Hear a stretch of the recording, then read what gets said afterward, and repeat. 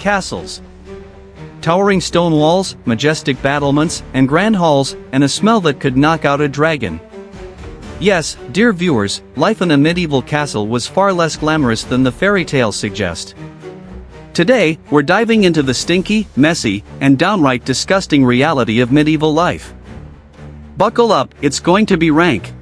Before we dive in, make sure to hit that like button and subscribe to our channel for more shocking and bizarre stories from history. When we think of castles, we think of thrones. You know, royalty, velvet cushions, pomp and circumstance. But the medieval throne? Not just for ruling the kingdom, it was also for other business. That's right, chamber pots were a thing, and many were emptied straight out the window. Imagine enjoying your view while dodging, well, everything. The moat wasn't just for defense, it was also the original luxury sewage system. Castles had communal toilets called garderobes, basically tiny rooms with holes over chutes. Privacy? Non-existent. Noise? Guaranteed. Smell? Let's just say it lingered. Picture going about your business while servants pass by, chatting about last night's feast, and yes, you can smell it. Bathing was a luxury, and when I say luxury, I mean maybe once a month if you're lucky. Heating water was a full-time job, and doctors actually believed water could carry disease. So, medieval hygiene basically said, stay dirty, stay alive. Perfumed gloves and handkerchiefs were the medieval version of Febreze. Rats, mice, pigeons, you name it. Medieval castles were basically vermin condos. Pigeons nested in rafters, leaving droppings everywhere, and rats feasted on leftovers. Fleas? Lice? Constant companions.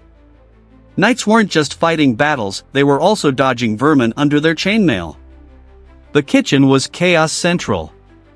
Fires roared, meat sizzled, smoke filled the halls, and cooks dodged servants, nobles, and the occasional rat.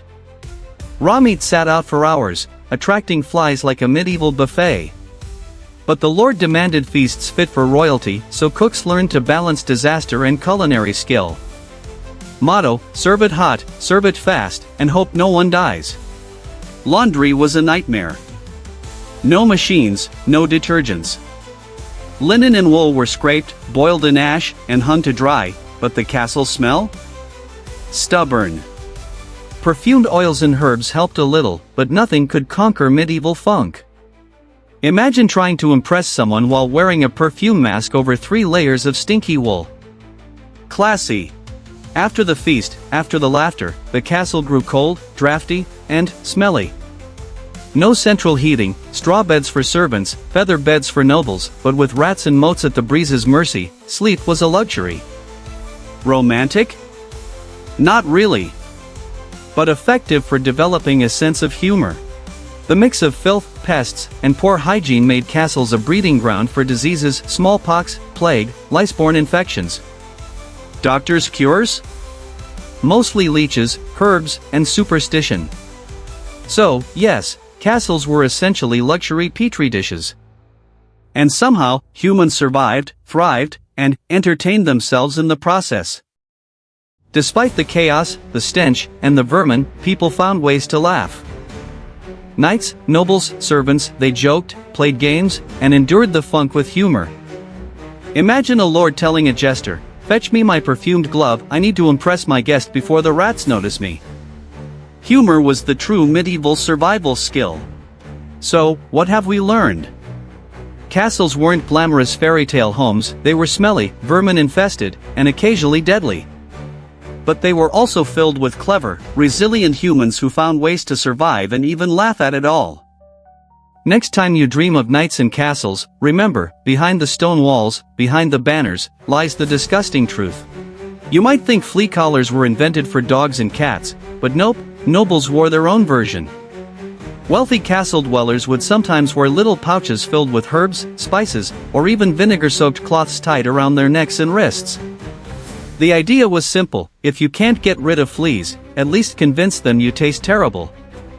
And while these pouches might have made you smell like a medieval salad, they did very little to stop the biting. Imagine scratching at fleas while sitting in your silk robe, pretending you're more sophisticated than the servant who smells exactly the same. Castles look solid and majestic from the outside, but on the inside? They were basically giant refrigerators. Stone walls were cold, damp, and often leaked water. Fireplaces helped a little, but they only heated one side of you. Turn around, and you're basically an icicle. Servants and even nobles had to sleep fully dressed in layers of wool and fur. And yes, if you think of castles as romantic, candlelit love nests, try picturing that scene when your teeth are chattering so loudly that you ruin the mood. Here's a fun one: toothbrushes weren't really a thing in medieval Europe. People rubbed their teeth with cloth, sometimes with ashes or crushed herbs, but overall, dental hygiene was creative at best. Combine that with a diet heavy in meat, onions, and garlic, plus the lack of dentists, and you've got a castle court full of people with what we'll politely call dragon breath. So yes, those passionate medieval kisses we see in the movies probably smelled like roasted mutton, garlic, and regret. Castles weren't just home to people, they were home to animals, too. Horses, dogs, hawks, even pigs sometimes wandered inside.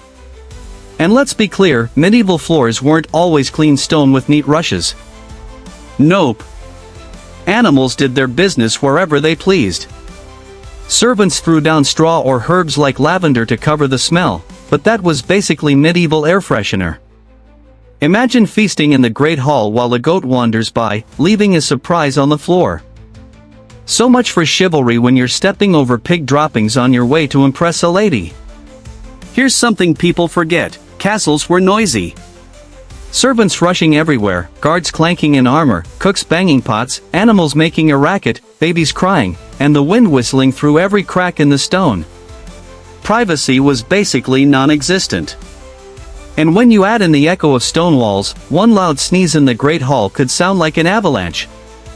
Imagine trying to hold a secret meeting when half the castle can hear you clear your throat. So, let's put it all together. Castles were cold, damp, noisy, smelly, rat-infested, flea-ridden, and filled with animals doing whatever they pleased. But here's the thing, for people back then, this was just life. No one thought it was unusual, because it was normal. And maybe that's the most fascinating part. Castles weren't fairy tales, they were messy, human places where people laughed, argued, scratched fleas, and complained about the cold, just like we complain about Wi-Fi today. So next time you romanticize medieval castles, remember, you might get the throne, but you'll also get the chamber pot. And trust me, that's the disgusting truth. History. If you enjoyed this deep dive into ancient scandal, hit the like button, subscribe to our channel, and ring the notification bell so you never miss another story from the strange and shocking side of history.